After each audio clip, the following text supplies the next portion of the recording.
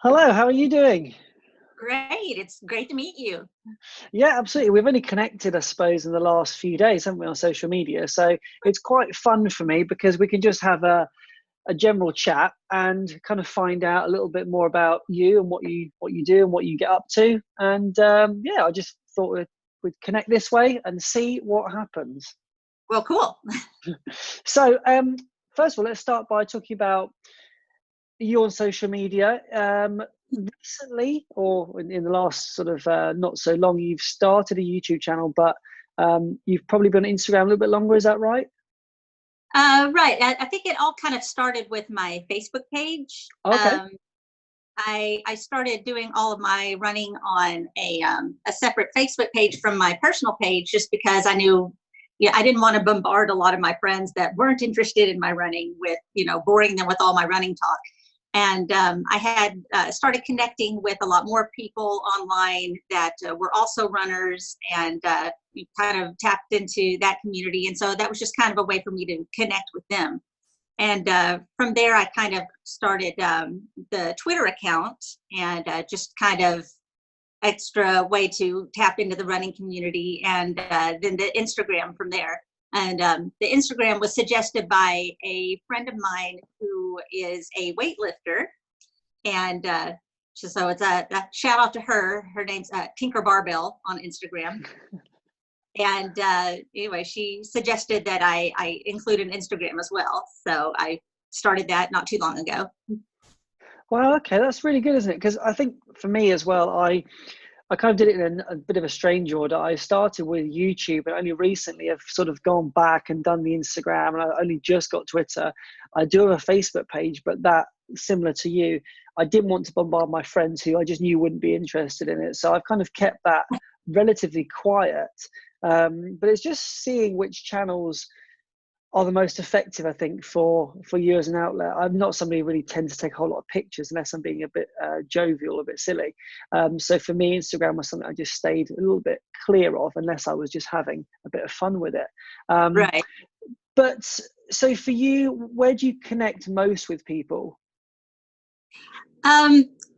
Really, a whole lot of my online running community came through. It was known at the time as Hogwarts Running Club, and they've since changed their name to Potterhead Running Club to kind of avoid copyright issues. But there were a group of us that identified as Ravenclaws, and we all kind of connected off of that site, and found some other people through them, and it just kind of it went from there. So it's interesting.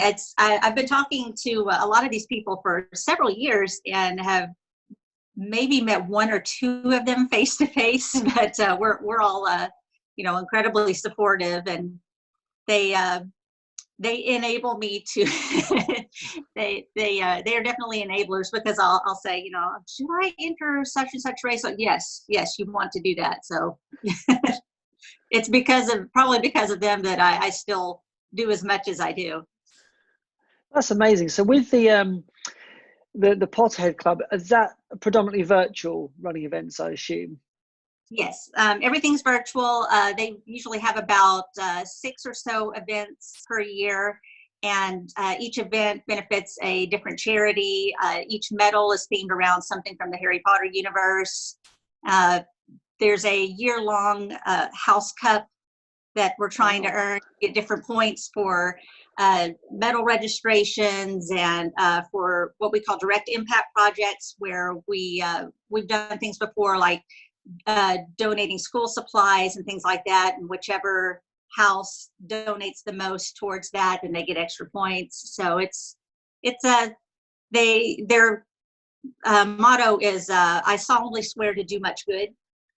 So that's kind of a thing that we talk about all the time, is hashtag do much good.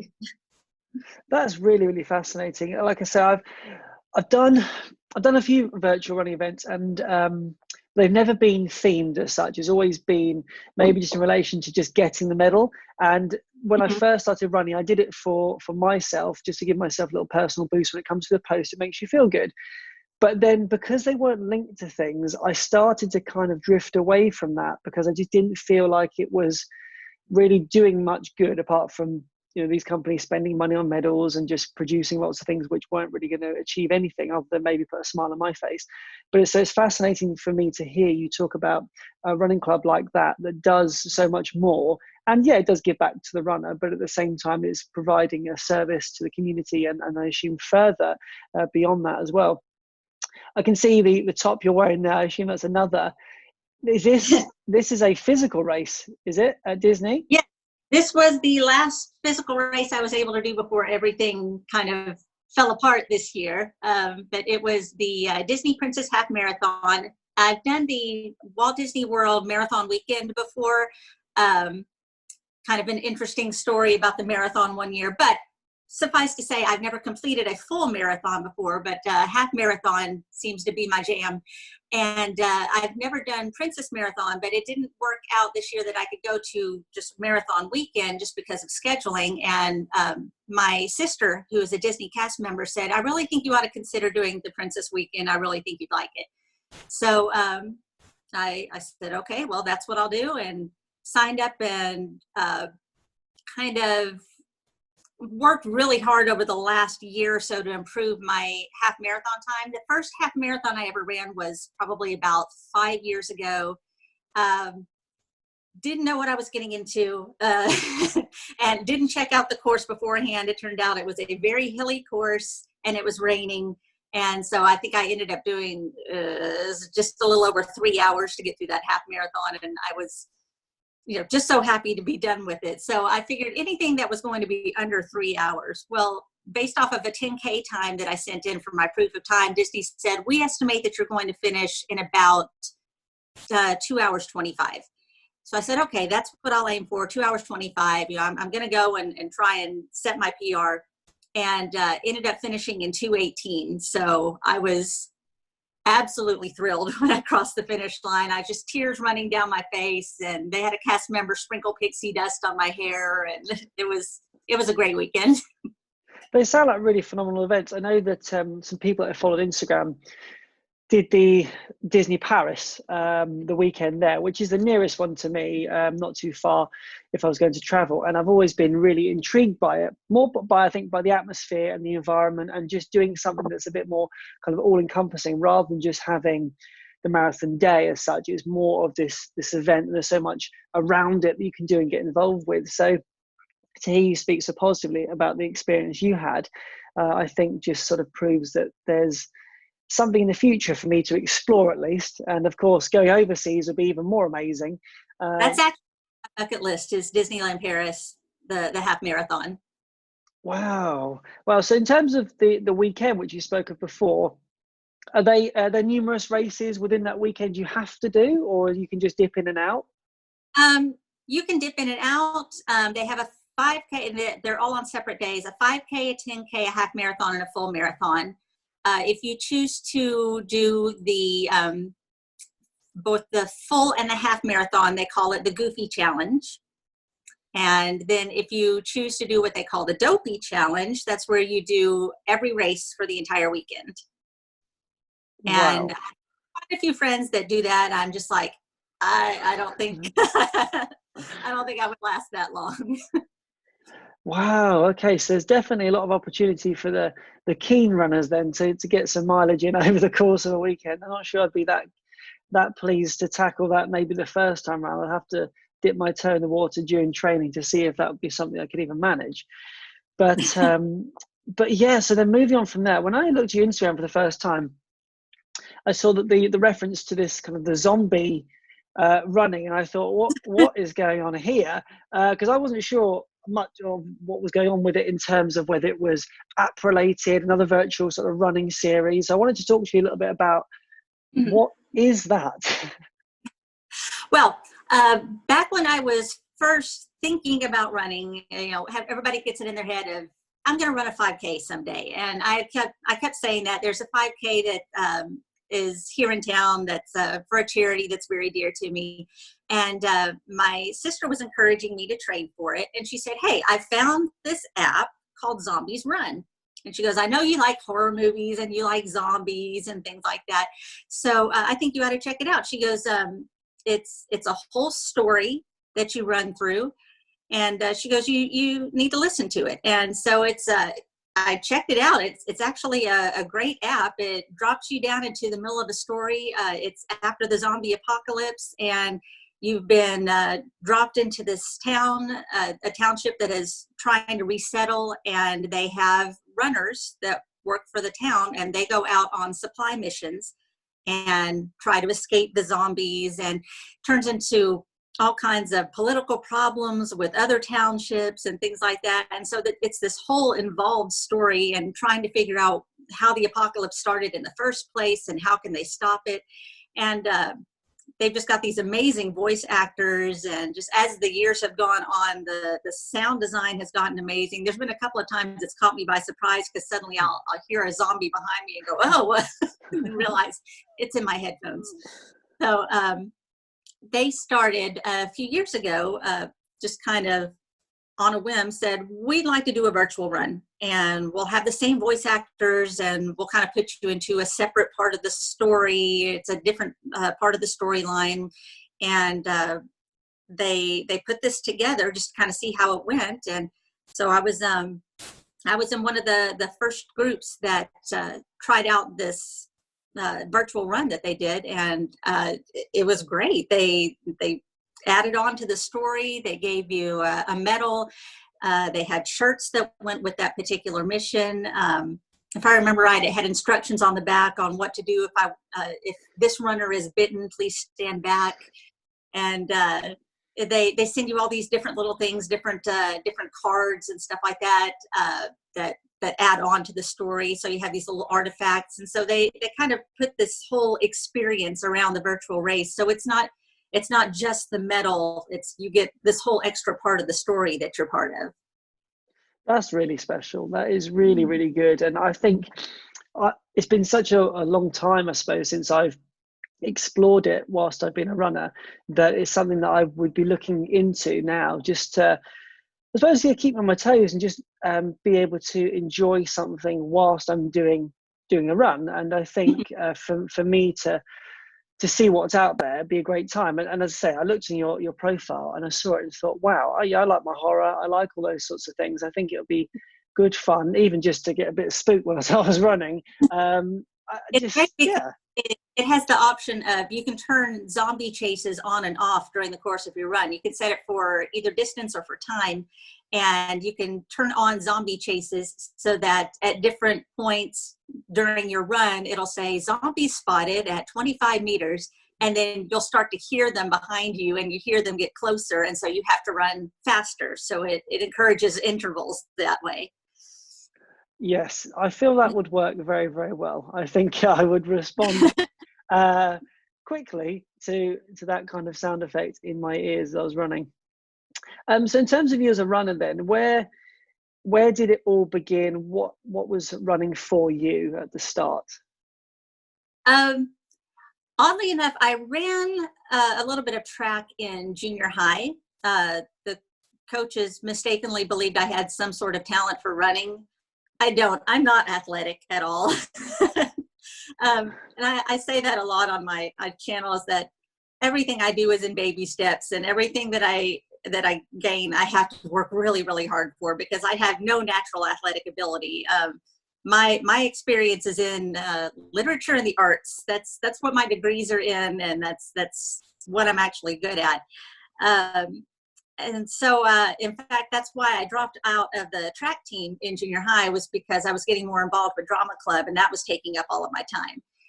So I never really did much beyond that, besides required phys ed classes in high school and in college. And I started getting pretty out of shape, especially after my first kid, and had postpartum depression pretty badly. And my doctor kept telling me, you should probably consider exercise. And that was about the same time my sister was saying, you've always wanted to do a 5K. Why don't you start training for it? And so I found that, just being outside and just getting that little bit of exercise was doing absolute wonders. And so I finished my first 5K. It was a virtual 5K, and it felt great about it. So I thought, okay, what if I trained for a 10K? So I ended up doing a 10K that was here in town. I was very, very slow, but I made it. I crossed the finish line. And so, that's when I moved on to the half marathon, just to see if I could, be out and running for that long. And that was the one I talked about earlier that I really didn't research ahead of time. So it was miserable while I was doing it. But as soon as I crossed that finish line, I laughed like I had gone crazy because I was just so shocked that I did it. After running a little bit longer, I thought to myself, I wonder if I did a half marathon, how much harder is it to do a marathon? And as it turns out, it's much harder to do a full marathon.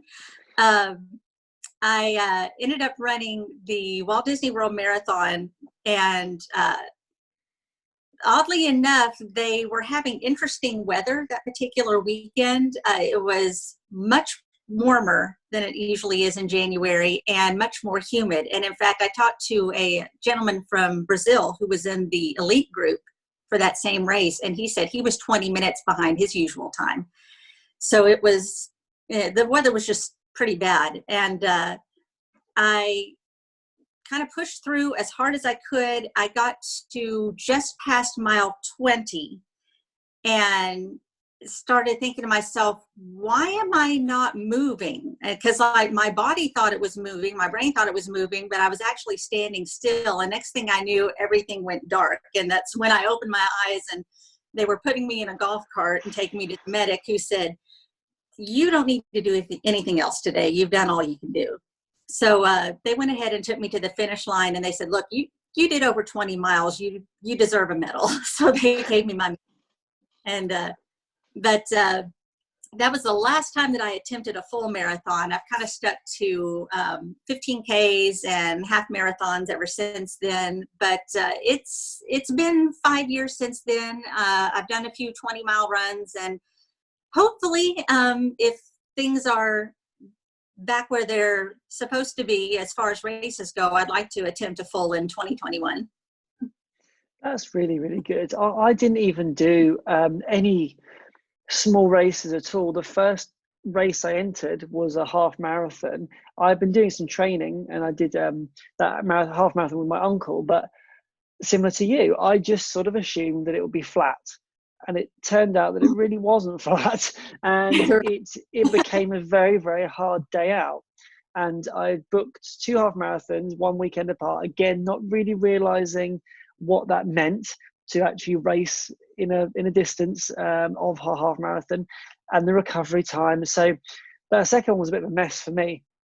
And even when you speak about feeling like you're moving when you're not, my first marathon, when I crossed the finish line, I remember saying to people around me, I was so quick down that finish. I sprinted. I felt amazing.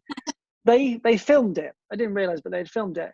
And I watched it back, and I wasn't sprinting at all. I was really struggling. It was quite embarrassing, actually, because I felt like I was a really strong finisher. As it turns out, I'm not. But I think it's one of those experiences where what I've learned is you'll get the same medal, and actually it's about just kind of calming down, recognizing that you don't need to finish in a particular time. The moment it gets to that stage, that's when things, certainly for me in my second marathon, started to go wrong. My attention was on the wrong thing. It should have just been on trying to enjoy it. If it takes me 5, 6, 7 hours, actually just get through the experience. And so I don't have any marathons lined up, but it's my will that when I go back to doing a marathon, I will just aim to finish it and not go for a time, just aim to enjoy that moment, because I don't think in either of the marathons I actually necessarily enjoyed what was happening around me. I was just so focused on this finish, which is again why I thought about doing something like a Disney marathon, where there's a little bit more of a theme to it, and there's more to look at, and it kind of takes over the idea of just doing a straight point-to-point run. But at least that's my thought anyway on it. So you talk about that in 2021, and hopefully things will get back up and running. I don't know what it's like for you out there at the moment, what your kind of procedures are with the lockdown, but we're allowed an activity each day. And I've started to get a little bit more, but I've not done anywhere close to sort of the distances that I was doing, and I've really reduced the amount of time I spend outside. I don't know what it's like for you out there. Thankfully, I live in a pretty quiet spot, and we have actually 2 colleges here in town. And since schools have not been in session, it's even more quiet than usual because there's no college students out and about. So thankfully, I live in a fairly quiet neighborhood. I'm less than a mile away from a running and biking trail if I need that. So, but mostly I've been sticking close to the neighborhood. I've figured out 1 mile loops through the neighborhood. The neighbors all know I'm crazy, so so that's not a problem. In fact, they come out and offer me bottles of water and snacks and things like that if they see me on a long run. That's fantastic. Wow, what great neighbors you have. No, my neighbors are nothing like that. If anything, they're normally out and about in the way, not respecting the distance they need to be using at the moment. But nevertheless, it's really good to hear that you're still able to get out and enjoy running. And is that just something you're doing? I assume you're not actually training for anything at the moment. You're just doing it for a bit of well-being. Pretty much. That's another thing that we're doing for the Potterhead Running Club is we have a spring activity called Spring Quidditch. And they put us in teams and we race against each other in 1,200-mile loops. And I'm in a group with about 50 other Ravenclaws earning points for our tower. And I'm pledged for 15 miles a day for the first 11 days of May. So that's what I've been out doing. Wow, that is phenomenal. 15 miles a day. 15 miles a day. Gosh, yeah, rather you than me. That is quite a distance to be doing. I've been taking videos of myself at different points throughout the day, and I've been editing it together. I'll probably put that up on the channel eventually, the Quidditch Diaries. But it's funny how on day 1 I'm like, yeah, it's 5:30 in the morning, and I'm up and around. And by day 5, I'm like, I'm tired. I want to go home. It's completely different by the time you get to day 5. But we're about halfway through now, so almost done. The hard part is going to be on day 11. We have to have all of our miles in before noon Eastern time. So I have to cram it all 15 miles in pretty early in the day, whereas right now I've been able to kind of spread it out 5 miles here and 4 miles there. But I'll have to kind of cram it all in one morning and see how that goes. Gosh, yeah, I'm part of a group at the moment, and it's associated with a running company, Brooks, and this particular team member invited people that he knew to join, and so I'm part of that group. And I just do a little bit of distance every day, but there's a couple of people there who are doing 20 to 30 miles a day. Wow. And they are doing it in one go, and they're adding to the group like it's just a casual run. And it is blowing me away to see these people. And I look on Instagrams, and it is happening. I don't know how they're doing it. I really don't know. And each day they merrily send a little video in. Hello, 30 miles again. Following day, back out. And the timings are really similar as well. They are quite remarkable. What people are able to do is on another level. But so I have in terms a friend that does that. She'll run out and just do 30 miles like it's nothing. I'm like, I don't know how she does it. It's amazing. I do think some people just have that kind of natural gift, like people do for all sorts of other things, whether that's arts, or music. And I think when it comes to sports, some people just have it and they're able to recover very quickly. They're able to cope with the stresses of running, and it just doesn't affect them. So I'm not one of those people. I have to work hard at it. It doesn't come easy. And if I don't keep certain things up, then I do feel it when I choose to go out and do maybe a little bit of a longer run. But in terms of then what your focus is at the moment, what are you sort of putting your attention towards? Is it just this in May, I assume? Is there anything beyond that? Beyond that, I'm working on right at the moment, pretty much anything over 10 miles, I have to switch from a straight run to a run with walk breaks. Most people call that Galloway method, and after Jeff Galloway. And I would like by the end of the year to be able to do a half marathon with absolutely no walk breaks. So that's kind of what I'm pushing for. That's really good. And is that something that you would do as a solo effort if races weren't back up and running? Oh, yes, definitely. That's really, really good. Yeah, and I think for me, I know a couple of family members and people around me are training for different things, but we've all sort of agreed that we would support each other in a solo attempt and just be there, because assuming that we're allowed to get a little bit closer to each other in the following months, then we would be able to do some things outside of a race environment. I think it'd be quite good fun to see more people just recognizing that you can go out. And I think where you have the experience of using these different apps, you obviously recognize that you can. Whereas a lot of other people are focused on one race at a time, and they will only aim for it if it has been booked in. Whereas I think what you're doing offers something very different and gives you the freedom to do it whenever you wish. Right. And I just always had the mentality of whatever I do, I can learn to do better. I'm never going to be the best at something. So there's always an improvement that I can make. Yeah, I've become definitely more reflective. I don't always notice it straight away. If I finish a race, I can have the immediate thoughts, but often for me, it takes a week, 2 weeks, sometimes a few months to then look back and start to realize, again, with experience, what I could do differently, and sort of coming to those realizations. I think it's really important as a runner, because you could always improve. There'll always be somebody quicker, always be somebody slower. So it's just accepting that you're on your own personal journey, isn't it? It is. And it's interesting with just kind of with some of the people that I talk to online, and I see some people that are where I was just a couple of years ago, and at the same time, people that are where I would like to be a year from now. And it's interesting that running just kind of has room for everyone. It does. And I think being part of a community like that, even whether it's YouTube, it's being supportive of those people. I know when I started running, I didn't have anybody to really speak to. I was just doing it by myself. It's only when I found YouTube, I realized that basically people were out there doing a similar thing to me. But before that, I was just on my own. And I look back and think of what I could have benefited from had I had somebody just to say, can I have a little bit of advice? Can I have some feedback? Can you just maybe share some words of wisdom? So that's what I'm hoping to do kind of from this point onwards, really. Just put it out there that we all start in different places, and I haven't made it by any means. I'm not a professional, and I learn as I go along, ups and downs. That's more or less why I started my YouTube channel, was because pretty much every video that I make, I'm talking to myself a few years ago. I think about, what did I need to know 2 or 3 years ago? What would I have wanted to know about? And so that's how I decide what I'm going to say in my videos. That's really good. In terms of your videos, I'll put all the links down below, obviously, to your social medias.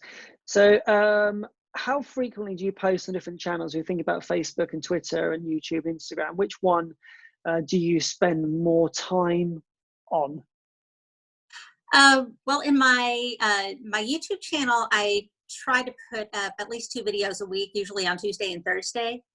And on my Facebook page, that's where I just kind of put kind of the random updates. I'll put pictures of things that I've been working on, pictures of medals that I've gotten, random stuff like every month I put up a playlist of about 10 or so tracks based off of a different theme every month, and say, here's something you can listen to while you're out there running. So, usually Facebook is where I kind of put all the randomness, and then the regular updates on YouTube twice a week. Excellent. And is that Facebook page a public page? Is it private? Can people access it quite easily? It's a public page, just Running Geek Girl. Okay, superb. Well, it's been a real pleasure to just be able to have a chat and connect. Is there anything else you wanted to kind of share, want to get out there? Obviously, like I said, I'll put the links down below so people can find you. But is there anything else you wanted to kind of chat about or, share with the audience? Nothing comes to mind, but I really do appreciate the opportunity to talk to you. No problem at all. Like I say, if you want to also pop a comment down below this video, then people can find you really easily, and hopefully we can build your subscribers, and then people can start to connect with you even more so. All right. Thank you. So thank you very much for your time today, and I will catch up with you soon.